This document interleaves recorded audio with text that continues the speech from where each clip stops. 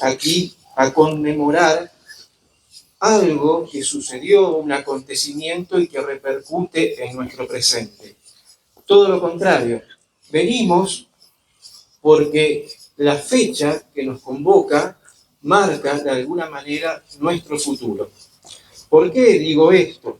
Bien, en febrero de 1977, ya consumado el golpe de Estado, el ministro de Economía, José Alfredo Martínez de Hoz, promulgó una ley que lleva la firma del dictador Jorge Rafael Videla y suya, y que es la Ley de Entidades Financieras.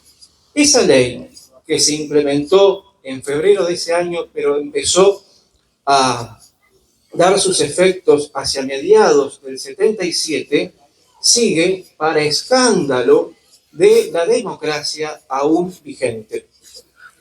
Pero no solo la Ley de Entidades Financieras, que liberó el tipo de cambio y que permitió que las entidades financieras pusieran la tasa de interés que quisieran, no solo esa ley es la que sigue vigente, son un total de 417 leyes que se firmaron entre 1977 y 1981 que aún siguen vigentes. Repito, 417 leyes.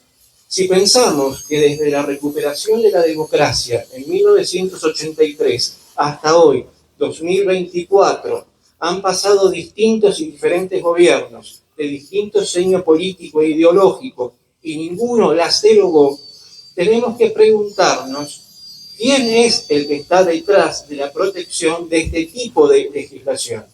El poder real, evidentemente, que es el poder financiero.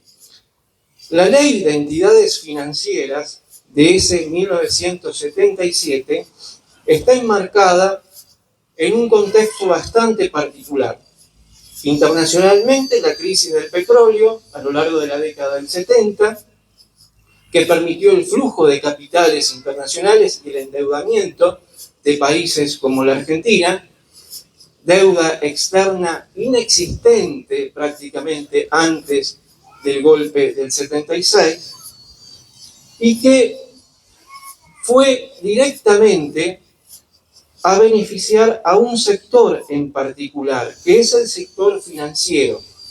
Y cuando se benefició al sector crediticio y financiero o especulativo, se hizo en detrimento de la industria nacional, lo que se conoció como un industricidio. Así que a la cifra de 30.000 desaparecidos que hoy homenajeamos, podemos agregar uno más: la industria nacional. Y cuando desaparece la industria nacional, también desaparece la soberanía nacional, porque el país era vulnerable ante los mercados internacionales. Bien, qué casualidad que José Alfredo Martínez de Hoz haya sido ejecutivo del Grupo Asindar, que entre 1975 y el 76 permitió la desaparición de dirigentes gremiales dentro de esa empresa. Así se ganó la confianza del sector liberal del ejército. Y aquí venimos a subrayar algo bastante inquietante e interesante. ¿Qué pasó con el ejército que avaló esta suerte de matrimonio entre Videla, un hombre de tendencia conservadora, y Martínez de Hoz, un hombre de tendencia evidentemente neoliberal? Liberal, neoliberal, libertarios, forman todos parte de la misma familia de palabras. Bien, son derivaciones ideológicas que se van dando con los contextos. ¿Qué pasó que se unieron o se vincularon? Bien, el ejército sufrió una suerte de mutación, pero no es el ejército en su totalidad, sino una secta dentro del mismo, una secta dentro de sus filas. Si nosotros observamos la evolución del ejército argentino, nada y absolutamente tiene que ver con el ejército de 1976. Antes de que nos constituyéramos como país, ya Manuel Belgrano había ofrecido en los diarios y periódicos en los que escribía un proyecto industrialista para el país. Hacia fines del siglo XIX y principios del XX, el ejército potenció la posibilidad de que el país industrializara. Hacia 1930 y 1940, dentro de las filas del ejército, surgieron oficiales que beneficiaron la sanción de leyes proteccionistas para el sector laboral. De ese sector salió justamente Perón. A lo largo de la década del 50 y del 60, con golpes de Estado que se alternaban con gobiernos constitucionales, existieron diversas puntos de vista ideológicos sobre todo, sobre cómo iba a ser la matriz económica del país, pero ninguno desaceleró el proyecto industrialista que había comenzado a principios del siglo XX. En 1977 ese proyecto se detuvo.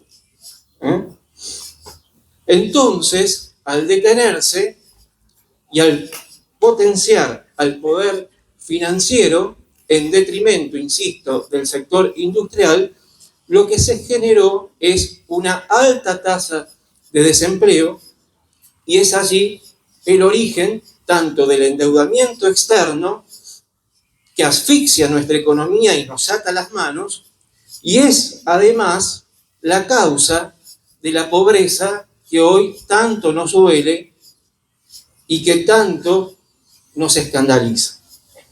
Ahora bien, creemos que haber traicionado las ideas originales de Belgrano es equivalente a haber traicionado la bandera de Belgrano.